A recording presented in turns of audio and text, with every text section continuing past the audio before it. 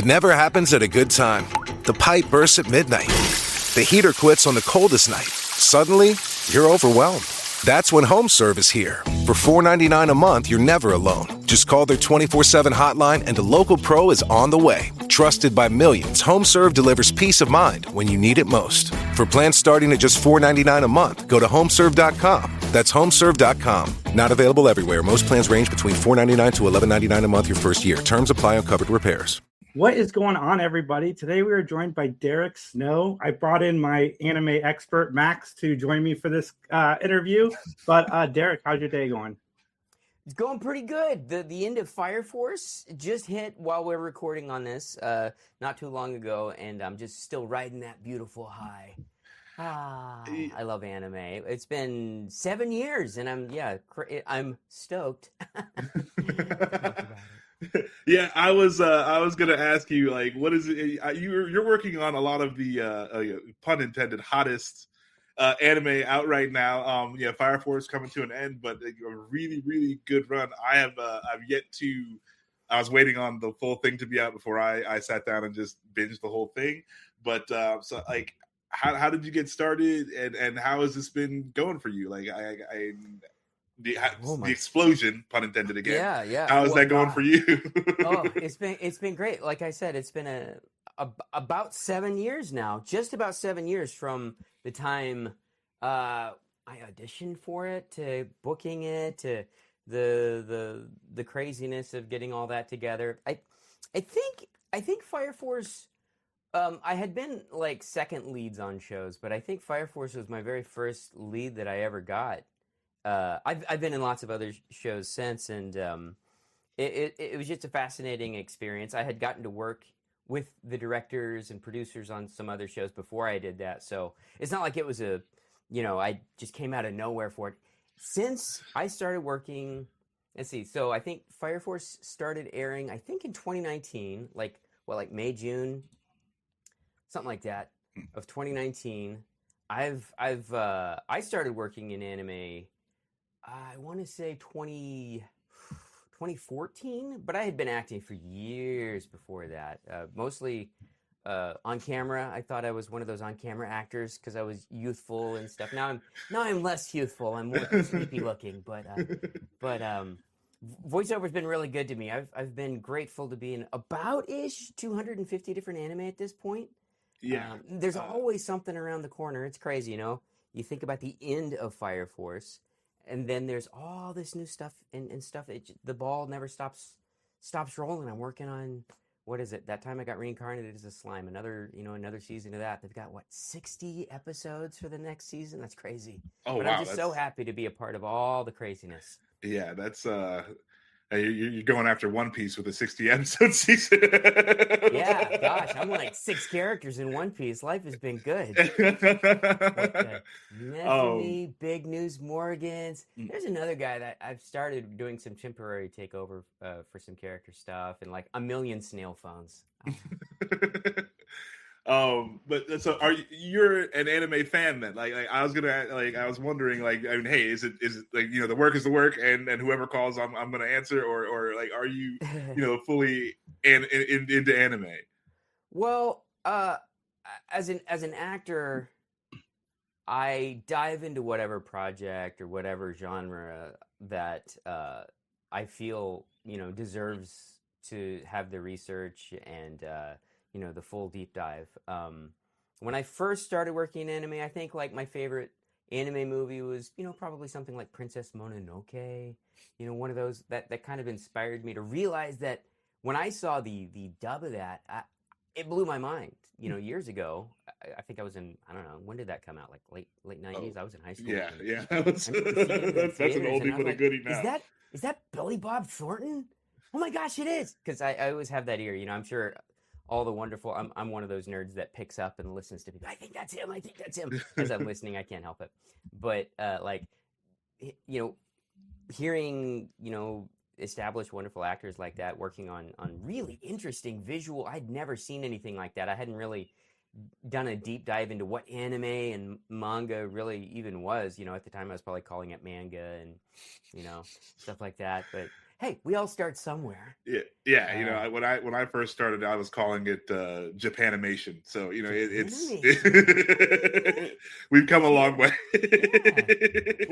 As we develop language that this new stuff, or at least it was new, 20, 30 years ago. We try to figure out how to wrap our little American brains around stuff. So, Derick, when you're doing a dubbing job, do you get to hear the original voices, or do you get to bring your own take on it? It varies pretty wildly. Like there are some shows where if I get advance notice, sometimes the show will have been established for a long time. I've worked on shows as old as Ultraman 66. So like I'd watched that one a million years ago. I'm a couple of weird little characters in that series, but like being able to preview it and kind of see what the actor did, or on other shows like say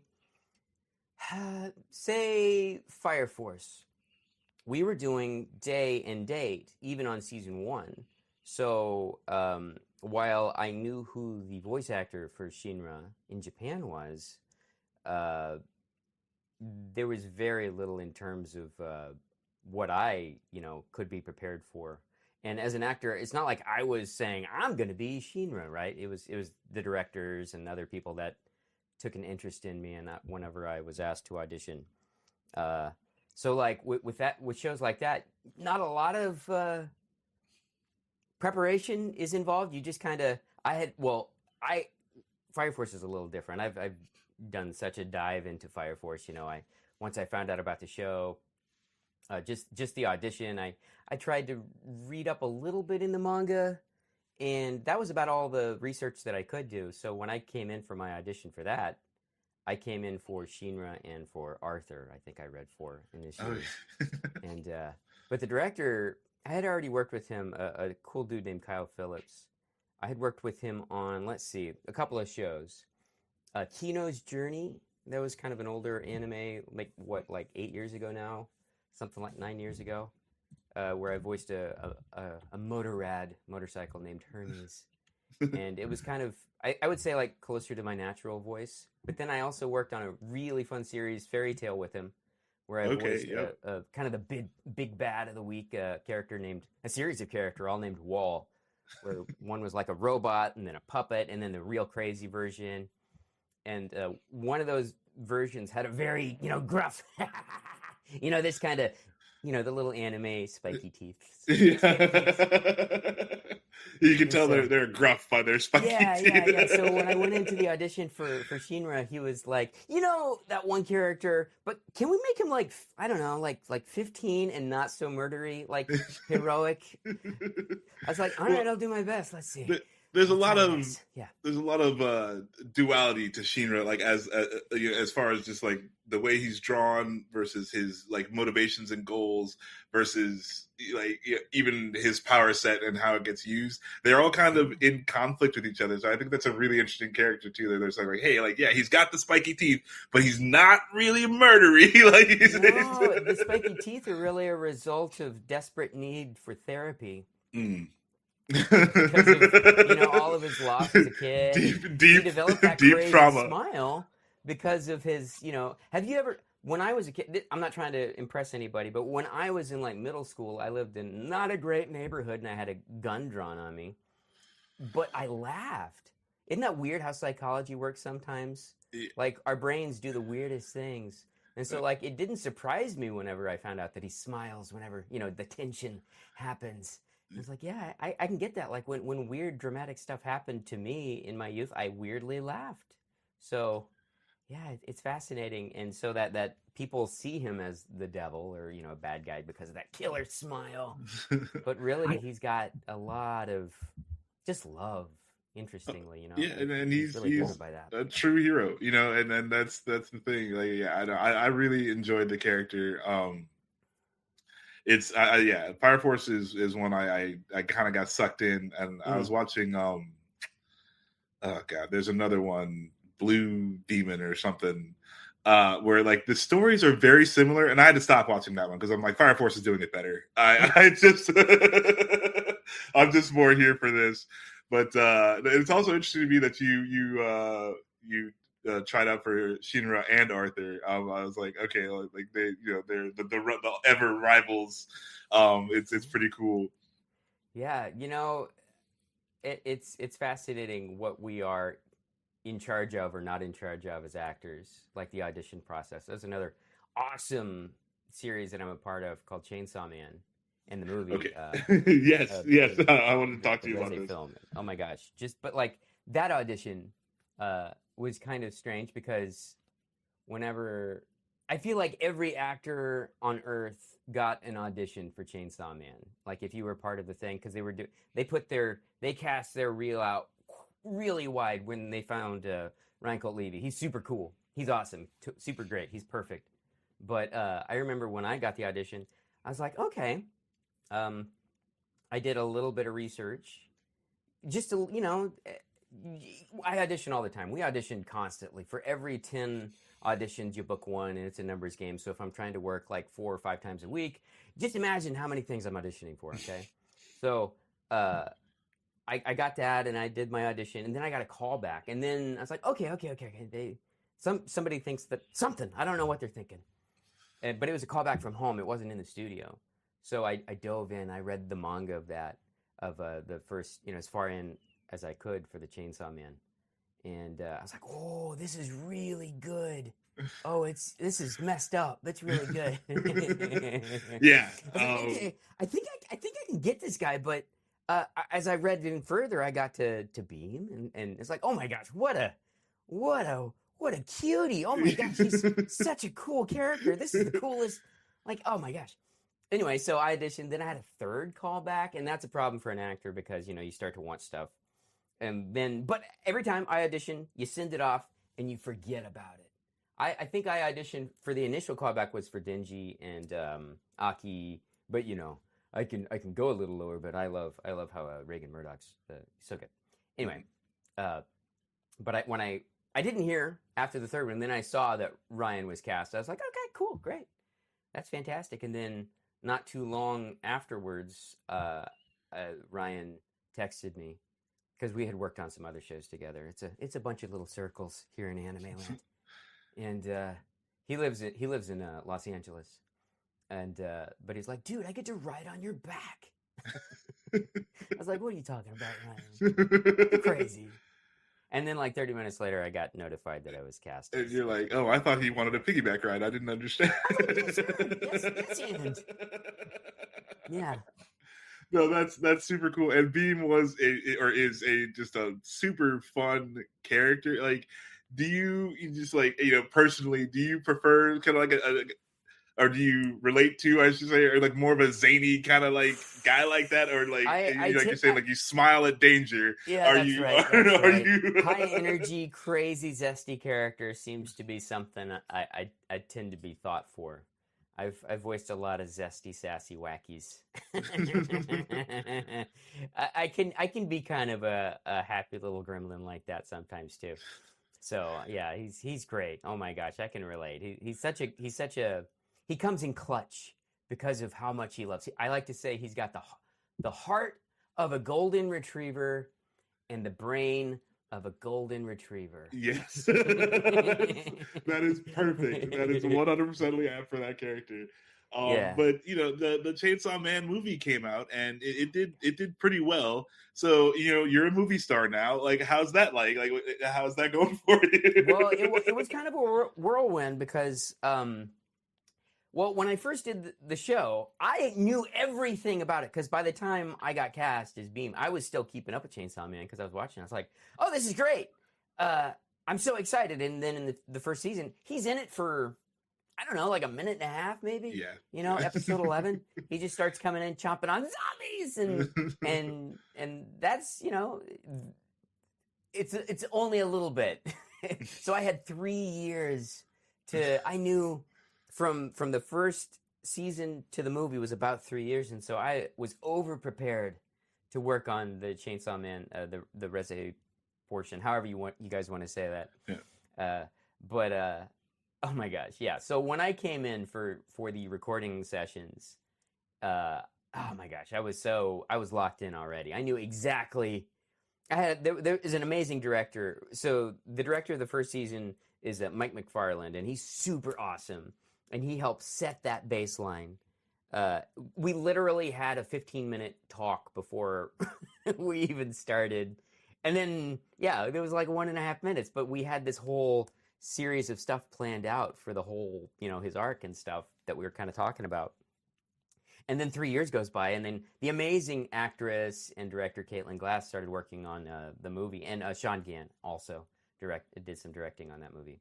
And oh my gosh, I was just pitching all this stuff, and Caitlin was so up because she's an actor's actor kind of person. She will, if she sees a really good take on something, she'll let me run with it. And so I was having so much fun in the booth, just screaming and being very silly, but also trying to find, like, weaving, because he's a fairly goofy little character, but you got to weave into those serious moments, right? So how do you believe it if he's always goofy, right? So we were constantly trying to weave it. But I had 3 years. I was already there. My mindset was so prepped up for this thing.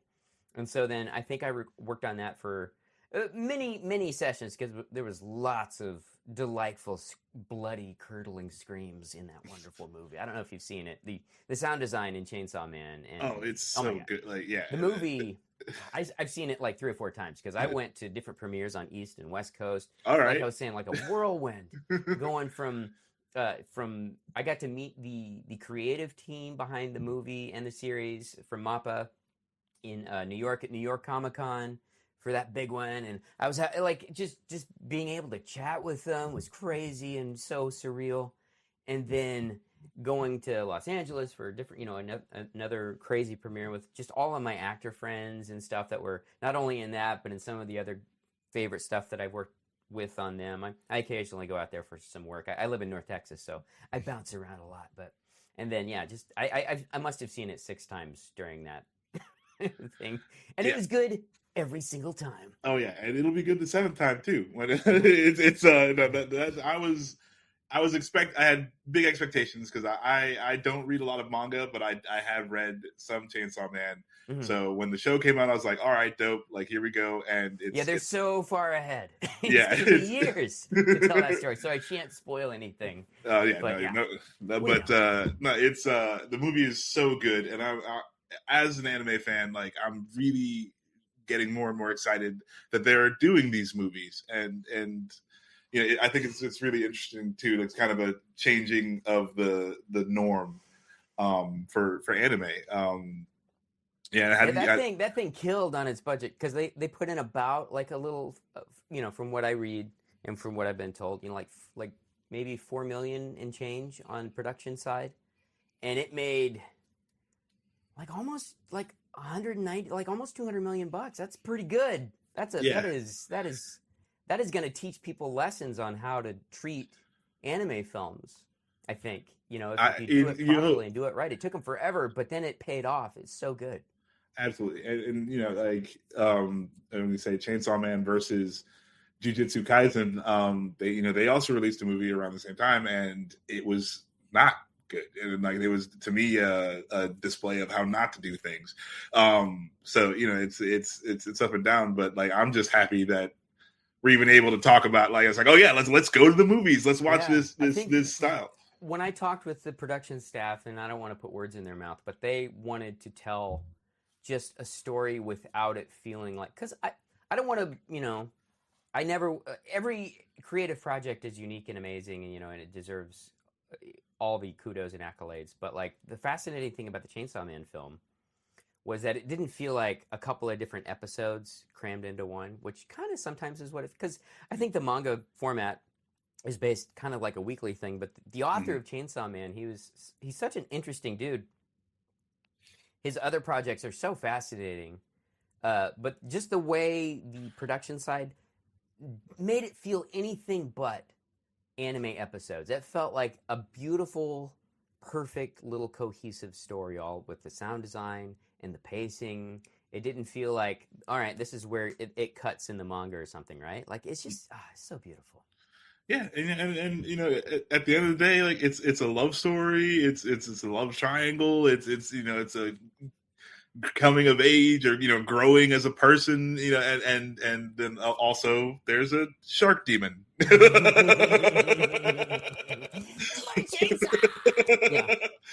But no, like it is such a beautifully packaged, and it's got everything that you'd want for a movie experience. Even though, you know, like you could cut this up into anime episodes, but no, I was so happy with how well done it was, and I know you had to be proud just of, you know, of your part and how everyone came together.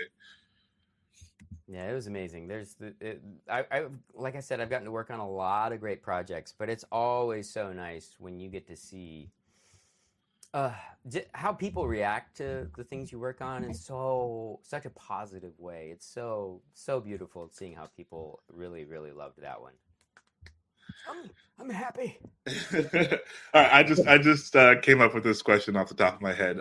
So like, if you could be a blank demon, and it can't be Shark Demon because you already do that. Which demon would you make a pact with, or which? Oh, like in the Chainsaw Man universe? Yeah, like you can't be, you know, like a Chainsaw Demon, or what demon would you make a pact with? You know, I tend to have a lot of demons. Because or devils. Devils. Yeah, Shark Fiend, Shark Devil. Shinra's he's not a devil, even though he kind of. I'm not gonna spoil anything. But there may be something, a little devilish appearance happening with Shinra in these last few episodes. He looks great. I don't care what anybody says. He looks fantastic. So sexy. So not a fire demon, because that's too obvious.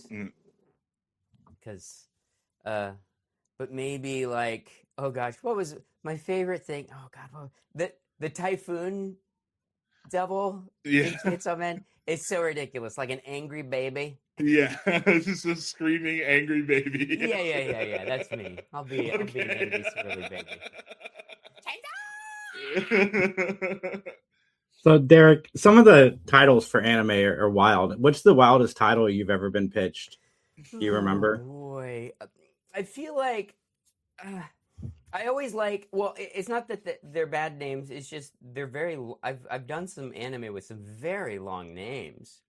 I mean, besides that time I got reincarnated as a slime, you feel like that's a long way. That's not even close in 2026. Yeah, I'd have to Google myself. You'll have to Google my stuff. What was it? Because I tend to call things by like, this one name, and I kind of take the chunk off of the anime name, and that's how I place it in my head. But which they should have done. Yeah, well, you know, it's a quirk of some of those relationships, slice of life, weird isekais that are just like, I not only woke up in some other world, I'm also a turtle who flies. The brilliant healer's new life in the shadows, scooped up by an S-rank adventure. Beautiful. Dealing with Mikadono's sisters is a breeze. Yeah, beautiful, right? So yeah, that's what I was like. Mikadono. Oh yeah, it's a breeze. Okay, yeah. I don't know. My search terms, I max out at like 70 characters in my head, and that's it. Yeah, I feel like they need to have a when they need to have a Twitter mentality for naming these things, because it's like it's like the whole plot half the time is just the name of the show. I think it's always fun because I sometimes do my character announcements on the Twitter, the Schwitter, the X whatever, and I love trying to put it into a hashtag because I'm like, all right, well, that's all the characters. Hey, congrats! I'm takes breath. Hashtag. Is that a word? I don't know. You figure it out, internet. But if I don't, it doesn't show up on the wiki. So I gotta let the amazing people with the the nerd powers put me out there. So if I don't, so I have to do that. But hashtagging is impossible on those. Oh yeah, it's wild. I'm just like, I don't understand. Maybe it's a cultural thing. I don't know. Like maybe in Japanese it doesn't read out like the whole deal. But Occasionally you get Chainsaw Man or Fire Force, or I guess the shortest one is maybe like Zenshu, but that may even have a longer name. I think you are picking my brain here, because like everyone I want to talk to you about, you're just like segueing perfectly into Zenshu. I had a blast with. Another beautiful how was that project for you? Well, another beautiful map of property. That was with Emily Fajardo. She directed me on that one, and she also directs currently on amazing shows like One Piece. Right now, she's the primary director on that show, and she's so fun. She loves getting interesting, strange performances out of me, and I voice if you don't know, if you've never seen the show, a character named QJ. He's like this.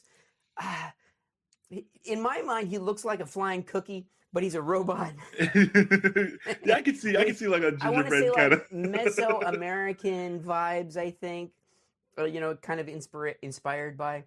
But to me, he's kind of a flying cookie, and so I gave him this kind of almost not quite like a robot from the Star Wars universe, let's say, but like less, just Derrickified in Derrick style. So yeah, what a great show. That one was interesting. It's not quite an isekai. You kind of wake up in another world, but is she waking up or is something else going on? It does a twist kind of in the middle of the series, and it gets really dramatic, but it's really cool. Like amazing. It feels like, oh, I don't even know what this show is for like the first 8 minutes. You're like, okay, it's, what the backstory, if you haven't seen the show, is it was kind of created by one of the female writer directors at MAPPA, talking about burnout in the working in the world of animation, and MAPPA was like, historically has quite a little backstory with all that stuff. So it was a fascinating kind of look, not only into that, but then near the end of like even the first episode when she breaks out her magic pencil and just the world explodes in beautiful animation, and it's just wild. I would call that an underrated, underappreciated show because it's so beautiful. Oh, the anime, and it's fun too because like since she's an artist, there's a lot of different like styles of animation in there, and they get to do a lot of fun things. Yeah, and you've got some tropes in that that are kind of put into it, but then they change really drastically once she gets inserted into that universe. She's this outsider from the real world. It's really cool. Oh yeah, super dope. I think of it as the Wizard of Oz of anime, and it holds, like, I was happily just like, oh my goodness, this is way better than I thought it was going to be, and so yeah, QJ. I also just love that. You don't often cry at a flying cookie, but then boom, there you are. Like, what is and then happening? It is amazing what again, where you feel you're gonna develop an emotional connection to. It's like, hey man, that flying cookie really. They have excellent high standards for storytelling, and MAPPA has always been. They never, even on like their underrated shows, they never pull back on their really interesting, complex storytelling, while still making it fun. It's dope. Zenshu was a lot of fun to watch. I hope it was just as much fun to be a part of. So much fun. Yeah, I get to work with Emily a lot because like I said, I voiced like 3 or 4 characters on One Piece, and heck, I was just in the booth with her yesterday, and yeah, we talk about shows like Zenshu, and she's working on some really cool projects right now. But yeah, great show. More, please.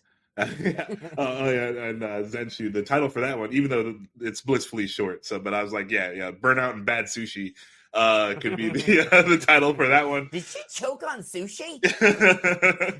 This is like, is she dead? Yeah, like that. You don't know exactly what. But no, it's really, really good. So yeah, check out Zenshu if you haven't seen it.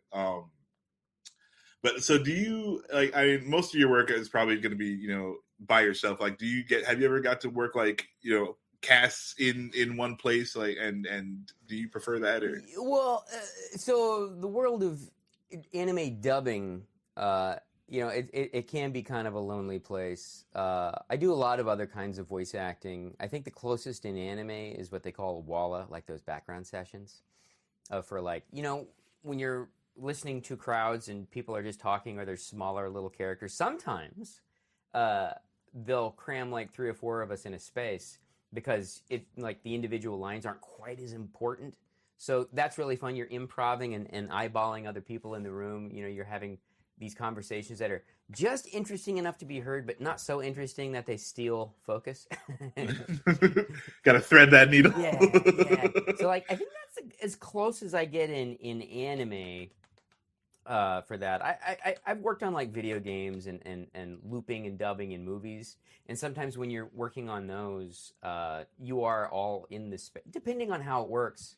Because they'll want to make it sound like you're out in the field or whatever, so you'll go into a really big studio space, and they'll just kind of capture you as you're doing it, so they can capture the physicality. It's fascinating.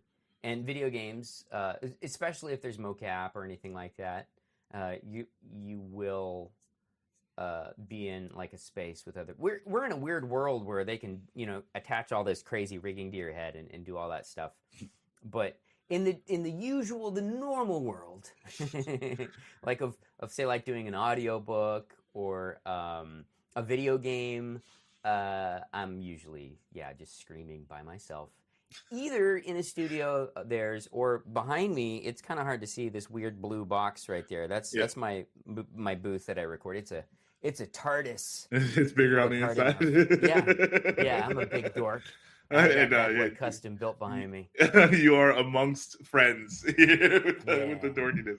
So I can scream all I want in there, and then nobody calls the cops. Do you ever like Ace Ventura, like Oh, yeah. Well, it can get really sweaty in there too. You feel like you're in that rhino. After like 3 hours, you're like, oh man, I've been anime screaming in here for hours. Oh my goodness. Yeah. Because you can't have the fans on, right? So you just slowly melt. I never. Yeah, that's true. I never. That's one of those things you wouldn't think about. Like, it's like, yeah, I guess you like the mechanical whirring of a fan would need to be. It's gotta be completely soundless in there. So yeah, sometimes like between takes, I have a little fan that I can pipe air in or just crack open the door. It's one of those weird, like, never thought about it kind of vibes. Yeah, I mean, you should too. It's like you could make it a sauna and a sound room, and they can be. You can work out those impurities and imperfections. So my booth, I have like I do have some air piping through stuff, but there was a magical time during the pandemic when we all were forced to move into basically like walk-in closets for a second when everything closed. I didn't have a studio built yet at home, but we still needed to record season. We were about halfway through with season 2 of Fire Force, for example. And so my walk-in closet at my apartment, I basically like moved in. Fortunately, my wife has just loads of really fluffy dresses and stuff. So it's perfect. She hated it because I was stealing her space.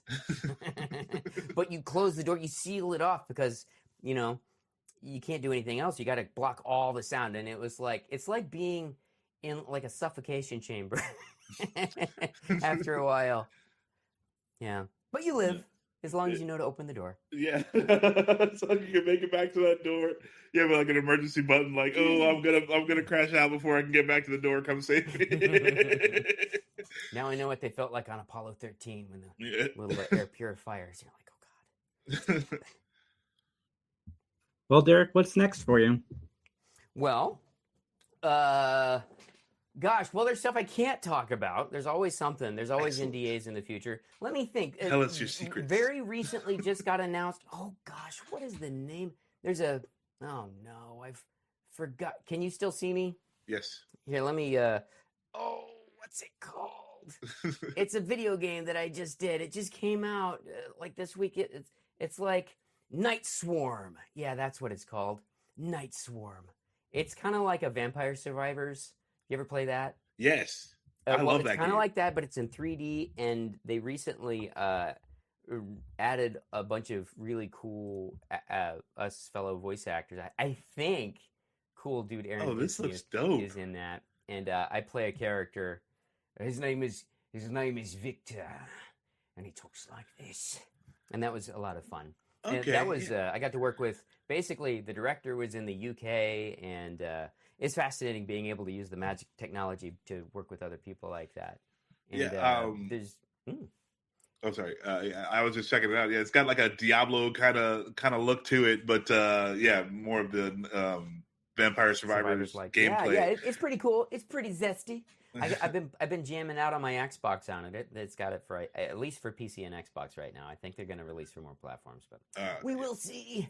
And then like a lot of video game stuff. There's a game called Zenless Zone Zero that I'm in. That I've got a couple of characters. I did a big bad guy.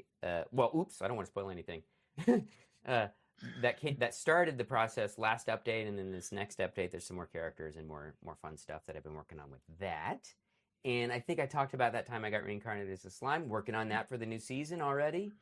Let's see, what else can I actually talk about? Like I said, One Piece, there's always fun stuff with that. There's a whole new season of anime that's getting announced right now that they haven't quite gotten through everything. There's always more stuff to come. And then, of course, who knows what the timeline is, but Chainsaw Man, Blue Lock is, I think, coming ahead with season 3. I voice the head coach of the Blue Lock program, Jinpachi Ego. And he's quite the man with the longest neck, the bald head with the hair, and a cool little bolo tie. And he suffers from MSG poisoning. All he eats is noodles. Blue Lock did, I feel like, come under a lot of fire just for the like the quality of animation from season 1 to season 2. I would have to say that, like, again, this is nothing on you as the voice actor, but like, do you like, I don't know, does that affect you in any way? Where, like, I mean, have you heard anything where, like, it's just like, oh, well, like, I did my work and I had fun, and I hope they call me back. I will say that if you watch any of Ego's scenes in season 2, he's beautifully animated every single time. That's my favorite animation of his game. He's great. He looks fantastic. I will say that I don't want to say what happened, but what probably could have happened was what was it? Blue Lock episode Nagi came out, and then 2 months later, the next season happened. So they really filled their plates up. I mean, that movie looked really great. But yeah, I feel like they put a lot of crunch time on that. Well, you'll see what happened because of well, I will say my favorite thing about season 2 is that they stuck the landing. It ends really well. And you can tell starting from the third to the last episode when they're like, put everything into it. Because you start to see Baro, as he turns into a freaking lion, and like the animation starts doing a little zest. And then by the last episode, that full crazy mind-blowing 360 where you can see that, my gosh, they put so much heart into that last sequence. They see how much love that gets compared to. I don't want to call it PNG Lock, but I will say that I feel like at some point they were trolling. It was so funny because there's one character that has like his arm like this, and then later on he shows up again like that, and then another one like that. But by the end, they flipped him so it's the opposite side, still in the same pose. I was like, what's happening? So they were picking and choosing. They landed so well at the end of season 2, and now, as you've seen, they've had a baby break because they've been, I assume, working really hard on making sure it looks really good. Yeah, I mean, I have incredible. I'm going to be really optimistic, and I just know Ego's going to be so well animated. No, and that's the thing, so they had high expectations coming off of season 1 because everything in season 1 was so well done. I'm not trying to poo-poo anybody. I was just shocked at. And what you're saying makes sense. Like the timelines, like the crunches these people are under, and when they're like, okay, you know what? Did you see the Nagi film? Like right at the end, they had 5 extra endings that only appeared in some theaters and not others. So they're animating for people that may not even watch it. So I was like, wow, this is a lot. I was watching all this stuff. I was like, what is this? They've really like crammed a lot of. They've put these animators through a lot. I hope it. Yeah, I hope everyone's okay. Yeah, that's kind of the unfortunate nature of anime in modern times. Like, people have really high expectations for it to come out yearly, which is pretty unrealistic if you think about like old school classic animation, 24 frames a second. That's 24 drawings for nothing. You're not even going to see it. You're going to blink. Right. And so and you've got to do how many episodes? Episodes are getting less and less. You've got like Chainsaw Man with like what 12 episodes. Yeah. Yes. And it looks great, and then what do you want? You want 60 you want endless episodes, One Piece style, which is great. There's the budget's there because people they love it. Right. But like you've got something like Blue Lock. I'm just gonna say I have excellent hopes. I haven't seen anything yet. We'll see. Me too. Yeah. And as an older, as I've gotten older, I'm like, hey, you know what? Like, take your time. I'm not the one to.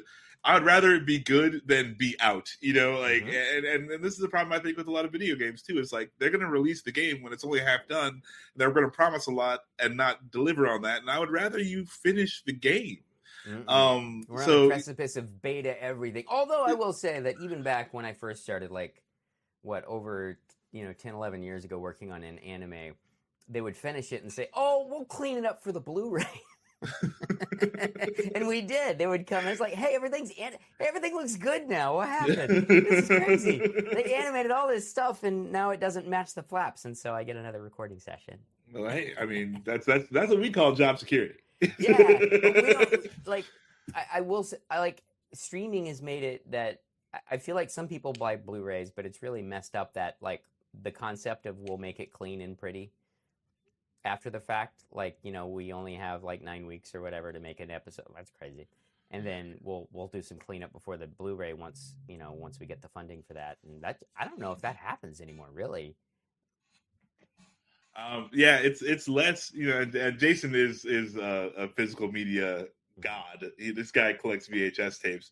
So nice. Well, we did some I don't know if I could talk about it, but we did do some extra stuff for the Blue Lock season 2 that's coming okay, so maybe they're trying to throw some if anybody buys in the middle in 2020. I might be enticed through this conversation to look into that Blu-ray. extra animation starring Ego. Yeah, if I can get more Ego, I'm in. Ego's been very good to me. Ego's been very good to me. I cannot tell you how many like people that want to lock in for workouts or kids that are just starting soccer. They latch on to me it's crazy how they want me to either inspire them or knock them down.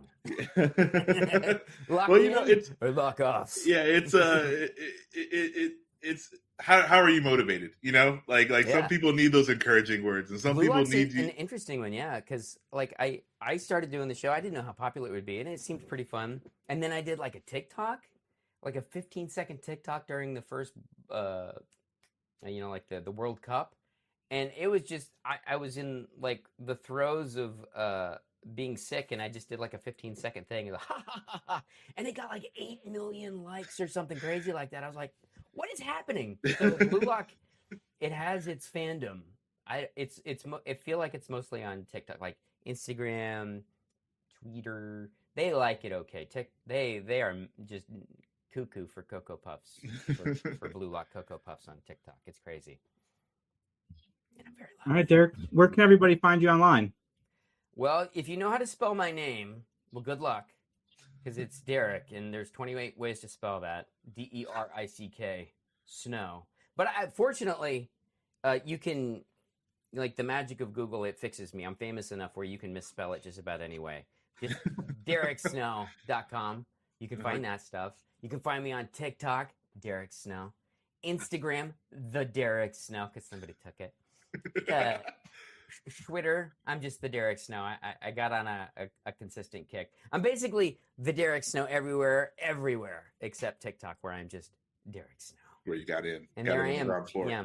It's my silliest platform, TikTok. I'm at my stupidest, which is the most brain ready version. That's going to be the best one, I think. I enjoy a bit, and I think in the world today we need a bit of that wacky silliness. So. Yeah. I'm fully in escapist mode on like the world is pretty interesting and slightly on fire. So I'm here for a little. I'm helping with the escapism. Derick, this has been awesome. Thank you so much for coming on here and talking with us. We've had a blast, and you are great. I hope to hear your voice in 33 other things, like as I go through my Saturday scroll. No, thank you for coming on and being awesome. I'm incredibly lucky to be a part of all this stuff, and I'm super happy to be able to talk to awesome people like you. Thanks for inviting me. Thank you so much. Everybody like, comment, share, subscribe. Chat soon. Recycle your droids.